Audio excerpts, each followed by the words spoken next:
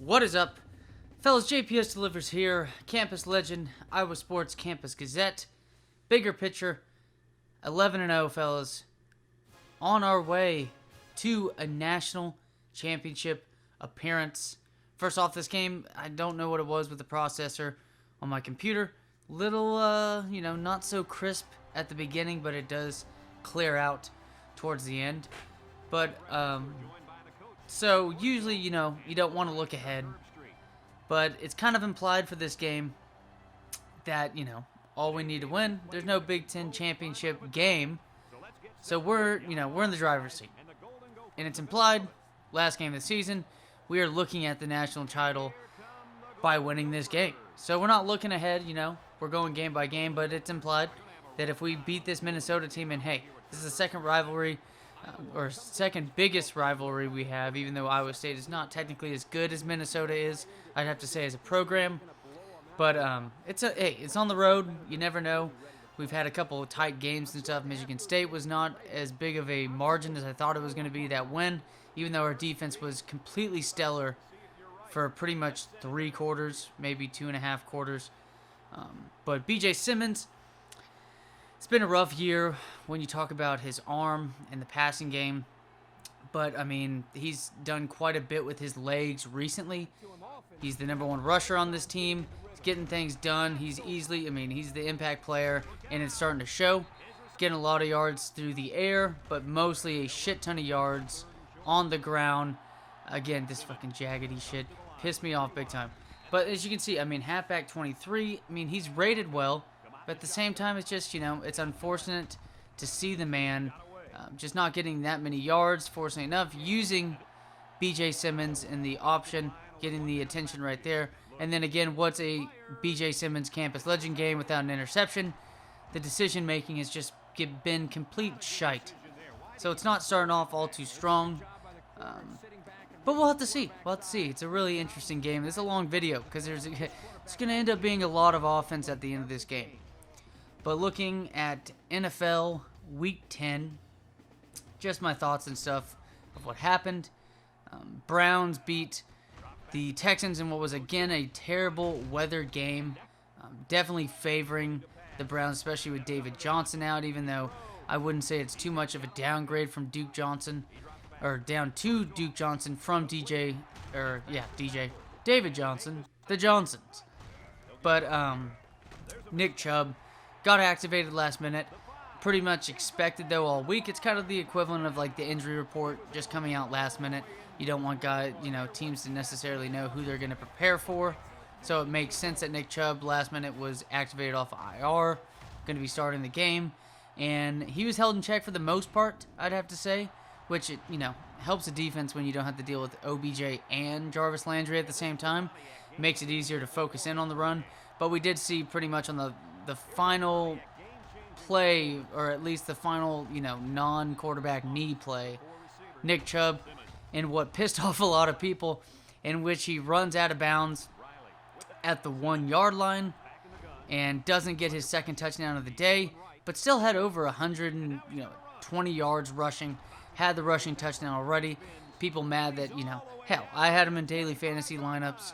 I thought he was set up for a really good game, especially because the weather was terrible. As we could tell, that was just going to, I bet the under and a lot of bets in that game, just like I did last time when the Raiders were in town, when the Raiders beat the Browns the previous week when the weather was terrible. Also bet the under in the Ravens debacle on Sunday night. Ended up panning out, however, it wouldn't be if the Ravens came back. But just a lot of bad weather. We're starting to see that December-type weather, winter weather, in like the Northeast and the North, Midwest. I guess technically Midwest, as they still call like Ohio State, or Ohio, or the state of Ohio, part of the Midwest. A little weird to me, I guess, but it's all good. But we saw a win by the Browns. Their defense played really well. Myles Garrett, I think, had like 2 sacks on the day.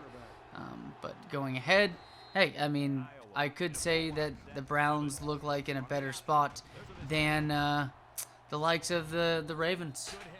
Ravens Their offense looks extremely limited. It doesn't look all too great. B.J. Simmons just breaking a shit ton of tackles. Finally getting a block right there by wide receiver number 88 after saving his ass on such a play.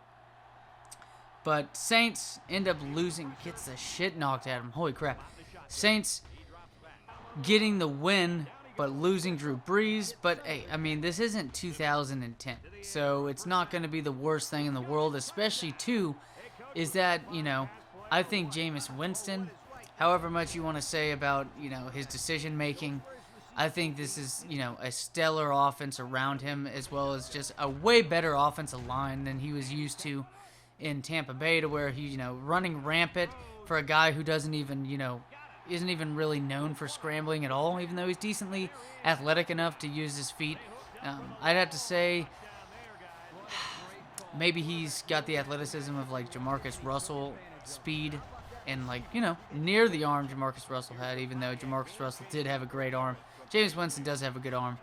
But fortunately for him, first game to officially start for the Saints, which is lucky, you know, like I said. I think it's good for the Saints that they did it. Look at that fucking shit, man. This game was so fucked at the beginning. I mean, our team was just messing up so bad. I think it was a couple fumbles and whatnot. Defense getting just terribly beat. I had to make audibles for running covers instead of, or full out, like, cover threes, to where linebackers were in cover and cornerbacks, because just the man coverage was getting destroyed in this game.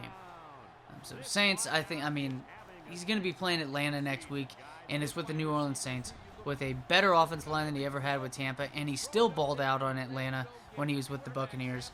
So I expect, I mean, Jameis could be a great quarterback next week if you want to pick him up or whatnot. I mean, it's fucking Atlanta. And then you have Seahawks not looking good whatsoever against the Rams. It was funny, though. Apparently 90% of bets on Sunday were on the Seahawks, which, I mean, hey, I mean, Russell Wilson is a very, very loved NFL player. I mean, rightfully so. He's, even with that being said, he's still seen as underrated. I know, I mean, he's seen as one of the best quarterbacks in football, but, like, I just, like, the shit that he does, still seems underrated, considering, I mean, the dude's like 5'10", 5'11". I mean, Kyler Murray and him, just supreme talents to be able to, you know, get that many passing yards and have that kind of, like, you know, utilization at their size at the quarterback position. I mean, they can't even see, they have behemoths in front of them. Well, they have, like, dudes that are like 7 inches on average taller than they are standing in front of them. And, you know, that's for a guy who's 6'5" offensive lineman. That doesn't even count the dudes that are like 6'6" and 6'7", 6'8" nowadays.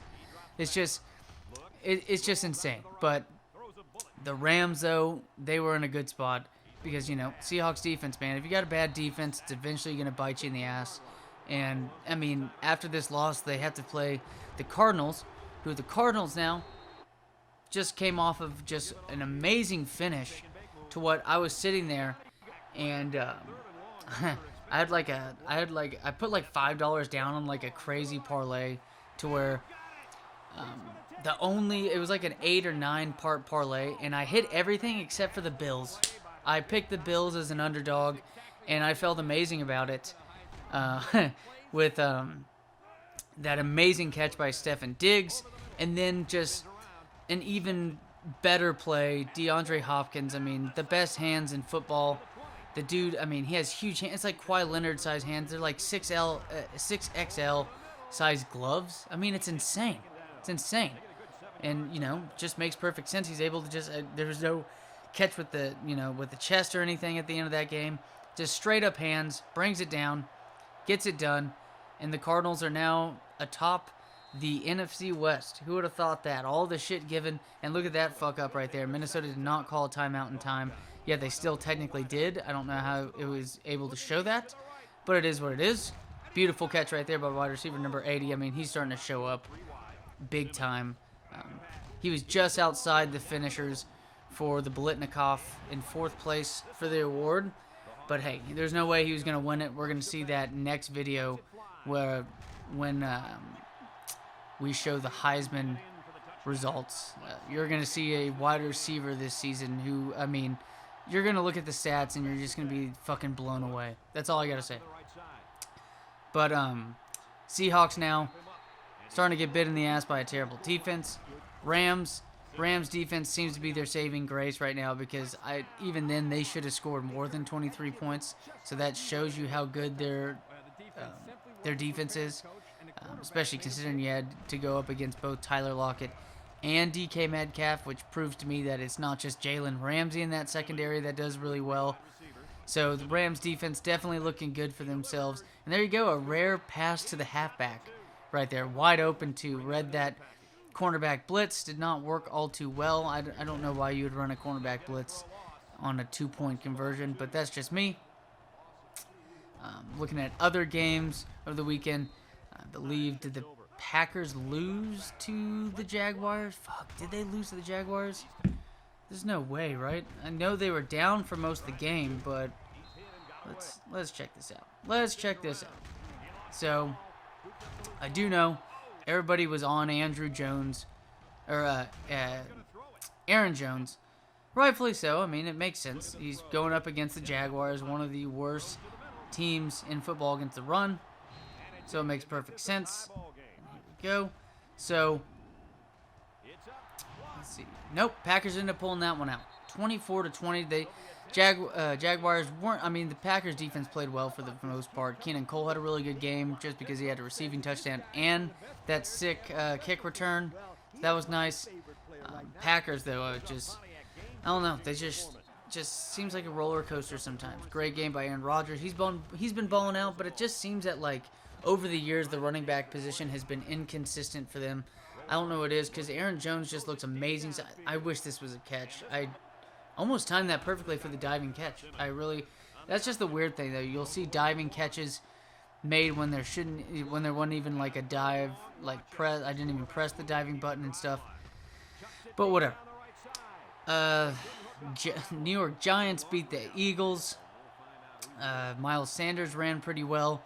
Boston Scott also had a 60-yard run. He had 63 yards total, so that 60 yards pretty much made up, 95% of his yards for the day.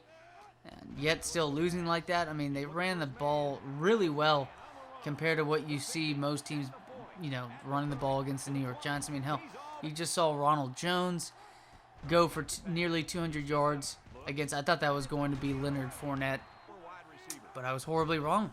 I thought we were going to have the Leonard Fournette train happen once Ronald Jones had fumbled that ball at the beginning of the game. It wasn't the best of starts for the Buccaneers, but man, did they shit on the Panthers in the second half to finish out that game. I mean, Tom Brady, it wasn't just one-sided where it's just a bunch of passing and passing success and they don't get much done on the ground.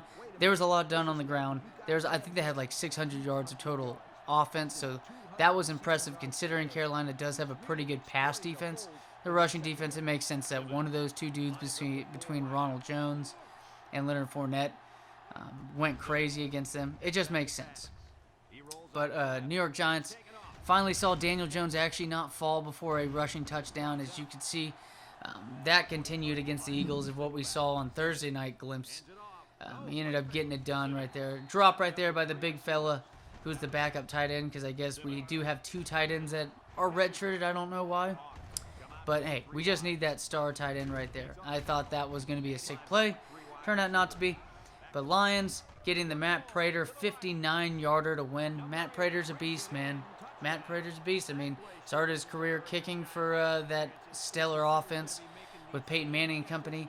Helps, starting your career in Denver. I'm sure that gives you a ton of confidence. Like Brian McManus is one of the more underrated kickers, in my opinion, over the last 10 years or so.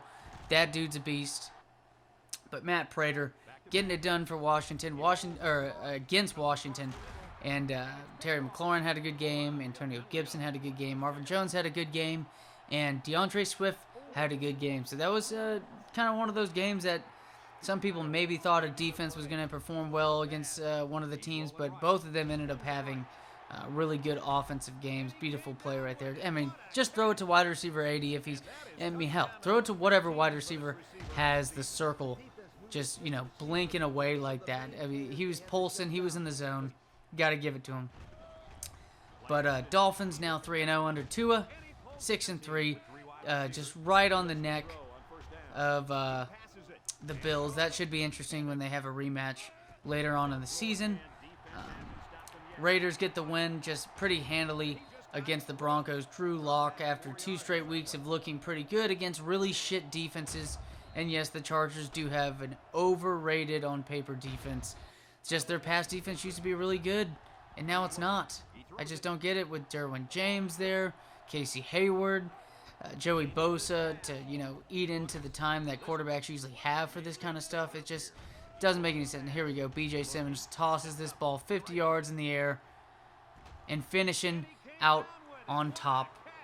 Fellas, what a hell of a finish to this game. Yeah, those fans, pretty sure they cut to those fans like 3 or 4 times leaving the game, so I don't know why they kept on showing back up, having hope. Pretty sure I threw 3 touchdown passes with BJ in the 4th quarter in this game. So Steelers and Bengals. I thought the Bengals had maybe a chance, just considering the Steelers hadn't looked insanely impressive, even though they're the one team that remains undefeated. And then they looked really impressive. I thought James Conner was going to have a good game, considering, kind of like with Carolina's defense, Cincinnati's defense is bad overall on both sides. So we found that out is that, I was wrong about James Conner having a great game. Turned out to be Ben Roethlisberger in the passing attack, and I thought it was going to set up for a good running game for the Steelers for that day because the weather wasn't amazing. But it is what it is. Steelers still looking good. Their defense, T.J. Watt had 2 sacks on the day, so they're looking good. And then the final thing to look at would most likely have to be the Ravens. So let me know what y'all think. I think the Ravens, man, is it a hot take to say that Kyler Murray is better than Lamar Jackson right now? I know, Lamar Jackson's a really likable guy, and he's talented. It's just, the weather was bad, so I'm not going to, say that his passing is terrible just because of that game. Cam Newton didn't even have to toss. The best passing touchdown of the day was thrown by fucking Jacoby Myers. So I'm not going to say too much about Lamar Jackson's arm, but I think that, losing their left tackle last game was a big thing that's going to bite them in the ass the rest of the year, especially when they go up against the likes of Myles Garrett and T.J. Watt. When you're looking at the Browns and the Steelers, they're going to play the Browns twice, and then the Steelers once more. I just don't see how this Ravens team is going to make the playoffs. They're going to have a big turnaround because their running game doesn't look good at all. Mark Ingram is just not looking good. J.K. Dobbins has looked better than Mark Ingram. But, just as long as Mark Ingram's there, it's just going to limit the ceiling of J.K. Dobbins. Same thing with Gus Edwards. Mark Andrews has been, maybe it's been the Lamar Jackson play through the air. I don't know. But as always, fellas, national championship ahead.